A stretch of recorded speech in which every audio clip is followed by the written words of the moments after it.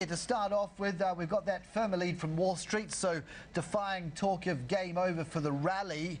But more broadly, do we just, I suppose, remain a bit range-bound ahead of the jobs data, or push higher with more conviction at the start?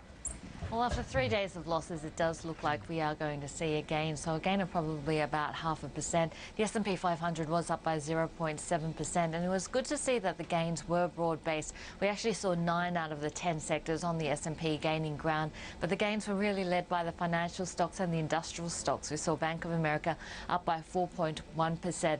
But really, if we have a look at what's been driving the market, initial jobless claims in the US, but also a Wall Street Journal article that the Federal Reserve could be looking at a different form of quantitative easing, buying long-dated bonds instead to alleviate some of the concerns that the market has about short-term inflation. So that helped to buoy the markets up. We did see Greece also working closer to a resolution in terms of the restructuring invitation, and of course D-Day is tonight, so the market's going to be watching that very closely. But commodity prices were also higher. Silver was a standout, up by 2.5%, but we also saw gold and copper prices up about 0.7%.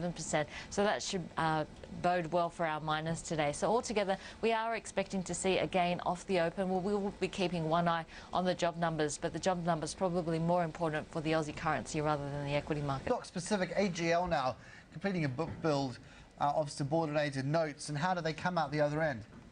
This is quite interesting because we know that other subordinated note issues have been oversubscribed. So AGL Energy aiming for 650 million there. The book build has closed and they've raised about $600 million through the book build. And of course the offer will open for customers as well as for shareholders tomorrow. So it does look like it may get above the $650 million it was initially aiming for. If we have a look at the margin on the book build, it's come in at 3.8% above the 90-day swap rate. So that's about 8.25%. So you can see why investors are attracted to these type of investments with such a strong yield.